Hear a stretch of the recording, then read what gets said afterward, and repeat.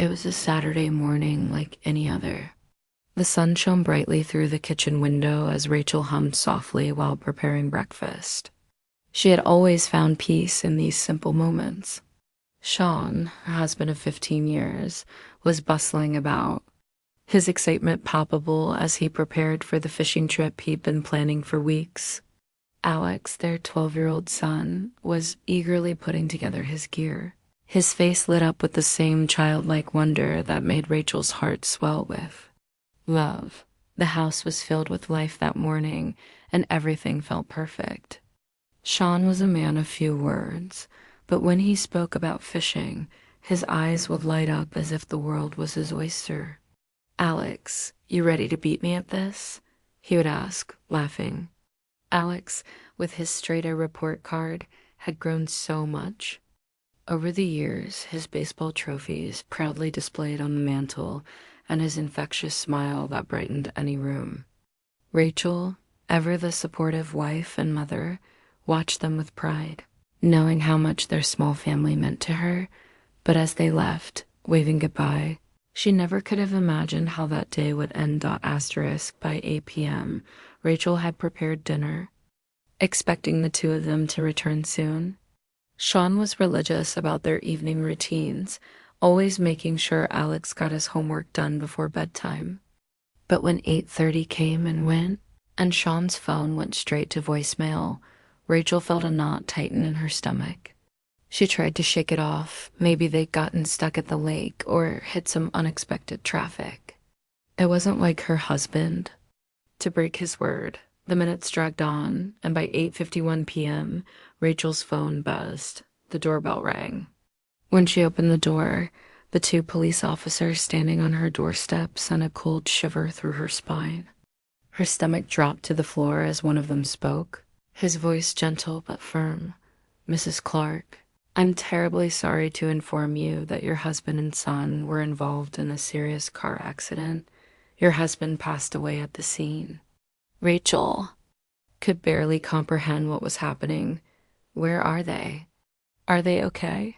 she asked, her voice trembling. The officer paused, searching for words that would never come. "Your son, Alex, he's alive, but he's in critical condition. He's been taken to St. Luke's Memorial and is currently in surgery." The world around Rachel seemed to blur, and she couldn't breathe. Her mind couldn't process it. It was impossible. Her world, built on the small joys and the comforting routine of family life, was suddenly shattered. The hours that followed were a blur. Rachel sat in the cold, sterile waiting room at St. Luke's, her heart aching with every passing second. Her mind couldn't settle. She was frantically jumping between hopes and fears. What if Alex woke up? What if he never did? Her husband was gone. The life they had built, the future they had dreamed of, was slipping through her fingers. When she finally saw Alex, he was barely recognizable. His face was swollen and bruised beyond belief, the bright eyes she had adored now hidden beneath layers of bandages. The doctor spoke in hushed tones, explaining the severity of his injuries: traumatic brain injury, induced coma, touch and go. But there was still a chance. Or so they said. It was the next morning when she called her parents. They were still asleep when the phone rang. She had no idea how to break the news to them, but she had to. "Mom, Dad, Sean's dead. There was an accident. Alex is in a coma." The pause on the other end was deafening. Her mother's voice, when it finally came, was distant, almost flat, like it was someone else's tragedy she was hearing about. "We'll be there soon," her mom said, the next day. Her parents arrived at the hospital, but there was no sense of urgency or warmth in their presence. They had their own lives, their own concerns. They stayed for an hour, asking a few perfunctory questions before heading back to their own routines. Her father's arthritis was acting up, and her mother had things to do. They had promised to help with the funeral arrangements, but when Rachel called the next day, her mother's voice had changed. "We can't help with the arrangements, right?" "Now, honey?" her mother explained, her tone almost dismissive. Vanessa and Kevin are moving into Sean's apartment, and we promised we'd help them get settled. Rachel couldn't believe what she was hearing. The funeral of her husband, the burial of her son's father, was secondary to moving furniture. For her sister, despite the shock, Rachel made all the funeral arrangements herself. She did everything. The funeral home, the flowers, the casket, the music, it was all up to her. Her family's absence was complete. They'd rather be helping Vanessa and Kevin settle into Sean's apartment than support her during the hardest moment of her life. Asterisk, the funeral service was a simple one. It wasn't grand, but it was fitting. Rachel's friend Susan was there, along with a few of Sean's coworkers and Alex's teacher. The service was brief, respectful, and full of sadness, but there was a strange peace in knowing that Sean's legacy would live on in those who truly cared. The one thing Rachel couldn't get out of her mind was the thought of her family, off in Mexico on their $8,000 vacation. Her mother had called earlier to let her know that they wouldn't be able to attend Alex's funeral. Too much money was spent on the trip. They couldn't cancel. Vanessa had insisted she was too pregnant to miss out on the vacation. The vacation that took precedence over the funeral of a 12-year-old boy. Rachel had been generous with her family, supporting them financially for years. She had paid for Vanessa's wedding, helped her parents with bills, and made sure they had what they needed. But when it was time to show up for her, they were nowhere to be found. As the days went by, Rachel realized that she had spent so much of her life giving to her family, to her husband, to her son, that she had neglected her own needs. Her family, the people who were supposed to be there for her, had failed her when she needed them most. They had chosen comfort, convenience, and celebration over grief and support. Asterisk, Rachel's world seemed to have grown quieter in the days following Alex's funeral. The constant hum of phones ringing, the noise of people offering empty condolences, had all faded into nothingness. The apartment felt hollow, the silence almost suffocating, but Rachel was learning to navigate it. Her thoughts were preoccupied with the events that had unfolded over the last few weeks. But the one thing that lingered in her mind more than anything else was her family's abandonment. It hurt in ways she couldn't describe. She had always been the one to step up, to help, to give. But now, there was no one there to step in for her. She would have never expected that the people who were supposed to love her the most would choose a vacation over her son's funeral, but here she was, alone. The phone rang again. It was her mother.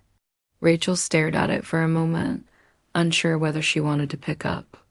It had been 3 days since the funeral, and she had been avoiding their calls, but today, something felt different. It wasn't that she missed them. It wasn't that she wanted things to go back to the way they were.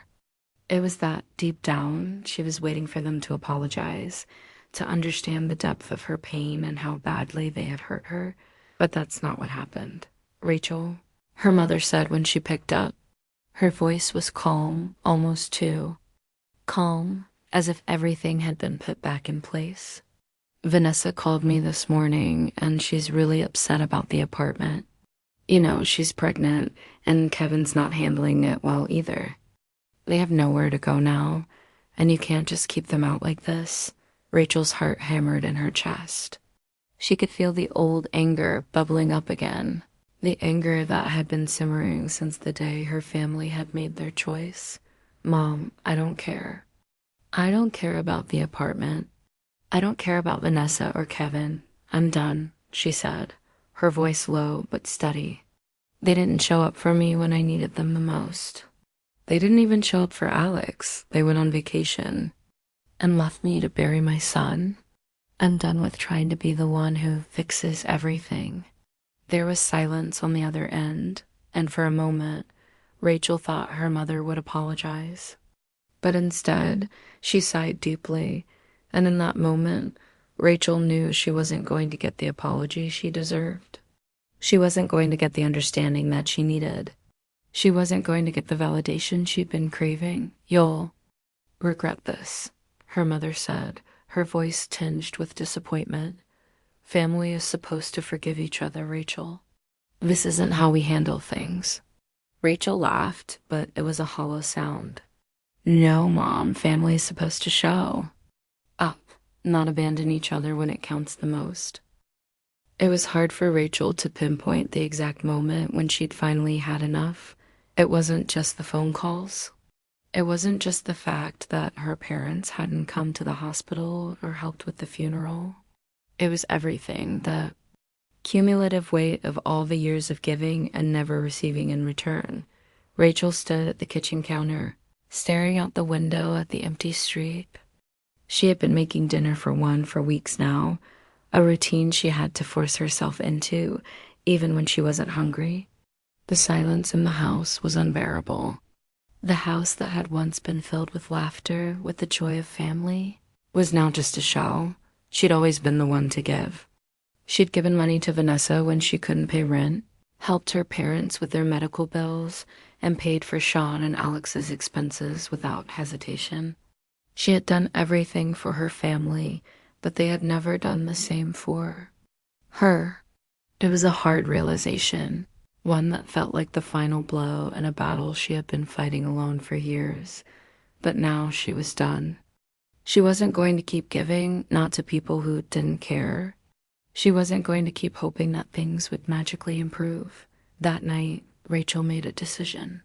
She would cut the ties that bound her to her family. The people who had shown her time and time again that family didn't always mean loyalty. Family wasn't always about love. It was about who showed up when it mattered. And her family hadn't shown up. She sat down and made a list of the automatic payments she had been making for years: the car insurance for her parents, Vanessa's phone bill, Kevin's gym membership. She had been helping them because it was the right thing to do, because they were family. But they didn't deserve her help anymore. They didn't deserve her kindness. Rachel's fingers hovered over the keyboard as she began canceling each one. The sense of liberation that came with each cancellation was overwhelming. She was finally taking control of her own life, of her own happiness.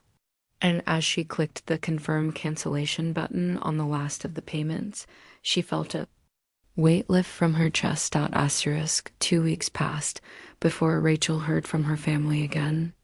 It was a Sunday evening when Vanessa called. The call was quick, but the words were cutting. "I need you to explain yourself," Vanessa said, her voice brimming with anger. "What the hell did you do with our stuff? Why are our things in your parents' living room?" Rachel could hear the frustration in her sister's voice. The vacation had ended, and now her sister was furious about the apartment, her apartment. As Rachel had come to realize, "Vanessa," Rachel began, her voice calm but firm, "you chose your vacation over your nephew's funeral. You didn't even come to Alex's service. You chose to sit by the pool in Mexico instead of being here with me, with your family. Now you're upset that I'm putting an end to this charade. That's on you." There was a long pause on the other end before Vanessa spoke again.